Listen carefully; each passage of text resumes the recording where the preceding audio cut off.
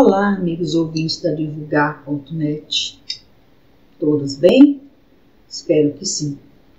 Hoje nós vamos fazer uma reflexão sobre um assunto bem interessante que nós, às vezes, nos negamos a perguntar, a fazer essa pergunta para nós mesmos, mas eu acredito que nós vamos tirar muitas dúvidas em relação a esse assunto. O assunto é casamento. A pergunta é: há casamento ocasional? O nosso autor é Rogério Miguez. Está na revista O Reformador, de fevereiro de 2017, páginas 57, 58 e 59. Vamos ver o que nosso autor tem a nos falar sobre esse assunto. E começa assim. A família é uma organização prevista por Deus para dar continuidade à espécie, proporcionando ainda uma estrutura capaz de promover a evolução dos seus integrantes. Em pequenas unidades familiares, os componentes do grupo têm a oportunidade de construir e fortalecer cada vez mais suas virtudes, bem como avançar na área da inteligência. Interessante? Eu vou fazer a leitura e pequenos comentários porque o texto é meio longo, mas se faz necessário. Sendo esta uma importantíssima representação da lei divina, espera-se-ia haver famílias organizadas ao acaso nos tempos modernos? Essa é uma pergunta. Sendo esta uma importantíssima representação da lei divina, esperar-se-ia haver famílias organizadas ao acaso nos tempos modernos? Nos primórdios da nossa evolução, encarnados na Terra, quando ainda não possuíamos, em princípio, nenhum vínculo, seja com quem fosse, pois estávamos iniciando o nosso longo processo de crescimento moral e intelectual, as famílias, ou melhor, os grupamentos, já que nos organizávamos em bandos, foram estruturados sem significativos critérios, em razão de todos estarem no início de suas tarefas. Isso lá no início, quando nós começamos a reencarnar. Começamos o trabalho de reencarnação, nós não fazíamos programação, né? Não nos organizávamos como nos organizamos hoje quando precisamos reencarnar. E à medida que aconteceram as primeiras interações entre nós, espíritos, também se iniciaram os primeiros vínculos emocionais ou sentimentais, ainda bem rudimentares. Porém, começou a se criar gradativamente um ambiente onde os espíritos começaram a preferir certos espíritos, passando também, por outro lado, a não desejar conviver com outros espíritos. Começou as intrigas, né? Tudo indica que assim deveria ter sido ocorrido. Bem, aqui começam as intrigas. A humanidade avançando cada vez mais, deixou de se agrupar em grandes comunidades e dividiu-se em pequenas famílias, proporcionando um estreitamento nos laços afetivos entre alguns e recrudescimentos de animosidades entre outros.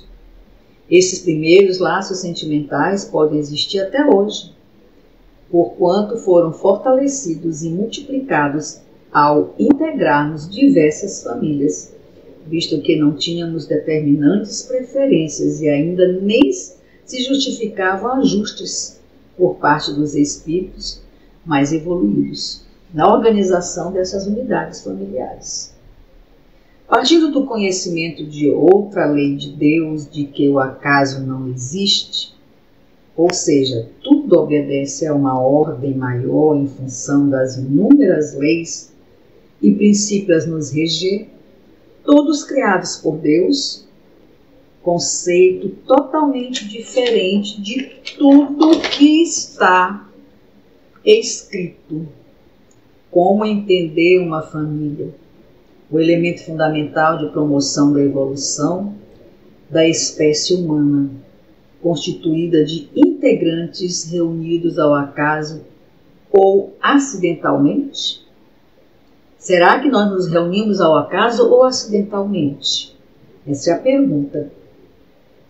Aí veja-se algumas citações de Allan Kardec em O Livro dos Espíritos sobre acaso. Aqui o Allan Kardec vai nos explicar essa primeira informação da nossa leitura de hoje em relação ao acaso, de famílias que se encontram ao acaso ou não. Vamos ver agora o que Allan Kardec fala sobre esse assunto. Começando, que se deve pensar da opinião dos que atribuem a formação primária a uma combinação fortuita da matéria ou, por outra, ao acaso. Outro absurdo. Que homem de bom senso pode considerar o acaso um ser inteligente? E demais, que é o acaso? Nada. Grifo nosso. Se o acaso não é nada, como pode ser o responsável pela união de espíritos em uma particular família? Avalie-se esta outra questão. O que é o Espiritismo? E aí ele explica. Se as almas são independentes umas das outras, de onde vem o amor dos pais pelos filhos e destes por aqueles? Essa pergunta é interessante. Vamos ver aqui como continua. Os espíritos se ligam por simpatia e o nascimento em tal ou tal família não é um efeito do acaso, mas depende muitas vezes da escolha feita pelo espírito, que vem juntar-se àqueles que amou no mundo espiritual ou em suas precedentes existências. Peraí, se esse parágrafo me fala que os espíritos se reúnem em família por afinidade, como fica a situação dos espíritos que se reúnem em famílias, que se odeiam, que se degladiam todo o tempo que convivem reencarnados, que às vezes até o ódio cresce mais? Vamos ver onde a gente vai encontrar essa resposta. Essa questão do Livro dos Espíritos, temos a afirmação de que acertos na erraticidade explicam grande parte das uniões. Olha a minha pergunta sendo respondida aqui. Acertos na erraticidade explicam grande parte das uniões, pois sabemos que tanto quanto os filhos, muitos pais também se escolhem frequentemente antes de voltarem. Mas isso não é tudo. Ainda temos outras informações. Gente, essa leitura de hoje, ela mexe muito comigo e assim, eu fico com fome de saber. Vamos continuar. Os encontros que costumam dar-se de algumas pessoas e que comumente se atribuem ao acaso não serão efeitos de uma certa relação de simpatia? E eu complemento, ou de antipatia para a vingança? Vamos ver. Eu estou me fazendo um monte de pergunta aqui e passando para vocês as minhas perguntas dentro desse assunto. Vamos ver a resposta. Entre os seres pensantes, há ligações que ainda não conheceis. Resposta de Allan Kardec. O magnetismo é o piloto dessa ciência, que mais tarde compreendereis melhor. Esta pergunta fornece a chave para a compreensão da questão. O magnetismo, anteriormente chamado de simpatia, e esta ainda é uma ciência desconhecida que dá suporte à afirmação de não haver casamento acidental. Ou seja, todas as uniões obedecem a uma lei que nos aproxima sem que sequer os saibamos. Entretanto, há mais subsídios. Gente, se as uniões não são ocasionais, não são acidentais, por que existem separações? Vamos ver onde a gente vai encontrar essa resposta? Exercem os espíritos alguma influência nos acontecimentos da vida? Me faz uma pergunta aqui. Certamente, pois que aconselham. exercem essa influência por outra forma que não apenas pelos pensamentos que sugerem, isto é, tem ação direta sobre o cumprimento das coisas? Sim, mas nunca atuam de forma fora das leis da natureza. Ou seja, o que eu entendi aqui é que os espíritos eles influenciam, mas eles não dão a decisão final. Você tem um livre-arbítrio para decidir as tuas atitudes, o teu comportamento e com quem você escolheu para ser seu cônjuge, né? Eles orientam, mas eles não atuam fora da lei da natureza. Ou seja, o que é para ser, tem que ser. Eles aliviam, com certeza. Comentário de Allan Kardec. A pergunta acima. A pergunta é, existe essa influência por outra forma que não apenas pelos pensamentos que sugerem, isto é, tem ação direta sobre os cumprimentos das coisas? Allan Kardec responde. Imaginamos erradamente que aos espíritos só caiba manifestar sua ação por fenômenos extraordinários. Assim é que, provocando, por exemplo, o encontro de duas pessoas que suporão encontrar-se por acaso, inspirando a alguém a ideia de passar por determinado lugar, chamando-lhe a atenção para certo ponto, se disso resulta o que tem em vista, eles obram de tal maneira que o homem cresce de que obedece a um impulso próprio, conserva sempre o seu livre-arbítrio. Foi o que eu pensei lá no início, né? Eles facilitam, induz, né? A pessoa passar por aquele local, ver alguém, né? Eles tentam organizar aquele reencontro, porém, eles respeitam o livre-arbítrio. Foi o que eu pensei realmente. Eles só facilitam, mas eles não batem o martelo. Essa nota do mestre leonês reforça ainda mais a tese, pois os espíritos podem promover encontros e assim o fazem, visando o bem dos envolvidos, quando estamos encarnados sem nosso conhecimento, sem que sequer saibamos. Um pouco mais à frente, agora na revista Espírita do Codificador, ratifica o seu comentário. Vamos ver. Os espíritos encarnados agem por si mesmos. Ou seja, nós temos o nosso livre-arbítrio. Nós agimos por nós mesmos, conforme sejam bons ou maus. Podem agir também sob o estímulo de espíritos desencarnados, de que se fazem instrumento para o bem ou para o mal, ou para a realização de certos fatos. Aquela minha pergunta lá na frente que eu fiz, se nosso encontro com alguém não é o por acaso, por que existe a separação? Se nós escolhemos nossa família também não é escolhida por acaso, por que as intrigas entre os familiares, né? E aqui ele está respondendo. Eles fazem criam uma situação para aquele reencontro, porém,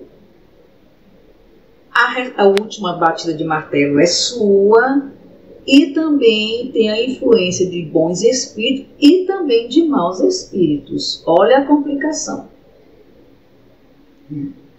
Dessa forma, encontramos alguém que nos leva a fazer ou deixar de fazer alguma coisa. Pensamos que é o acaso que nos envia, quando na maioria das vezes são os espíritos que nos impelem uns para os outros, porque esse encontro deve conduzir a um resultado determinado. Gente, eu estou confusa. Estou confusa demais, porque se a gente for juntar as histórias que a gente vive ou que está vivendo, ou de alguém conhecido que vive ou está vivendo em relação a encontro de familiares, reencontro, né, de familiares, reencontro de cônjuges, né, pessoas que se encontram para casar, para morar junto, para ter um contato de amor homem e mulher. E a gente tem influência espiritual, sim, mas ele deixa muito claro que também tem influência de maus espíritos. Então aí está explicado por que as famílias, existem familiares dentro do nosso ser, da nossa família, que são verdadeiro terror. Como também tem casamentos que terminam até em morte. Porque aquele encontro, com certeza, foi estimulado, a maior parte, pelos maus espíritos. Eu nunca tinha parado para pensar nisso. Às vezes a pessoa nem é teu devedor, ou nem é teu inimigo de vidas passadas.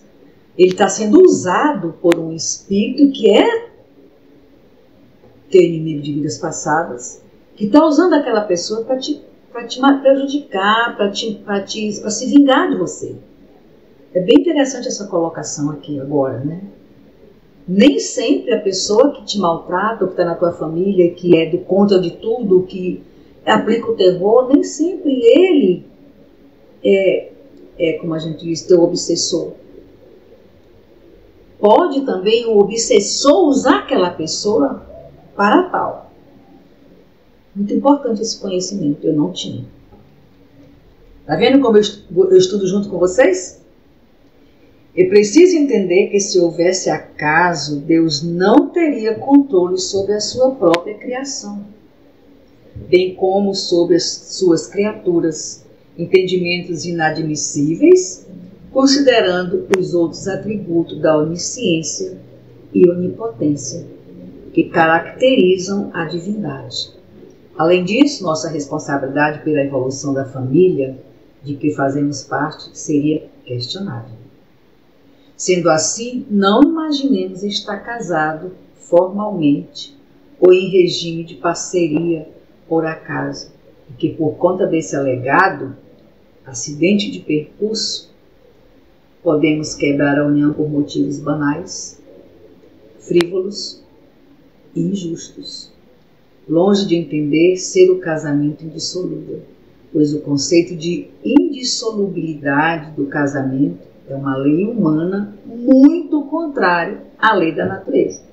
A união, nada obstante, de modo algum, aconteceu por acaso. Então, o que a gente está vendo nessa reflexão de hoje é que existe uma série de motivos, uma série de caminhos que te levam a conviver maritalmente, né? Com alguém que pode ser teu devedor de vidas passadas, ou teu credor de vidas passadas, mas também pode ser alguém que está sendo utilizado por um inimigo teu que está desencarnado e está usando aquela pessoa, através dele está se vingando de você. Mesma coisa são os filhos e os pais. Pode ser que alguém encarnou na minha família por ter uma dívida comigo, ou para me cobrar uma dívida, ou apenas não tinha nenhum problema comigo de vidas passadas, pretéritas, mas foi usado por algum espírito que não tenha simpatia comigo para me maltratar. Essa descoberta para mim é muito importante. Porque geralmente a gente faz isso quando a gente tem alguém na família, ou algum amigo, ou um cônjuge que a gente espera, se desentende, que a gente não consegue chegar no coração dele, ou ele não consegue chegar no nosso coração, a gente faz, é meu obsessor. Nem sempre. Essa reflexão de hoje deixou isso muito claro. Nem sempre aquele espírito pode estar sendo usado por outros espíritos. Que está fazendo toda essa confusão através daquele próprio coitado que está reencarnado naquela família ou está casado com aquela pessoa e não tem nenhum problema com ele de vidas passadas. Foi muito interessante essa descoberta. Me alertou para algumas situações. Bem, essa era a minha colaboração de hoje, com essa reflexão que me deixou bem aliviada, por sinal. Eu acho que muita gente que vai ouvir essa reflexão vai também se colocar nesse contexto e vai entender melhor algumas situações. E eu fico muito grata por ter tido a oportunidade de dividir esse legado com vocês, porque essa reflexão é um legado. E fiquem todos com Deus, que Maria Santíssima nos cubra com seu manto sagrado, que alivie as nossas cargas tão pesadas nesse mundo de provas e expiações. Wanda Barros, para divulgar.net. Até a próxima.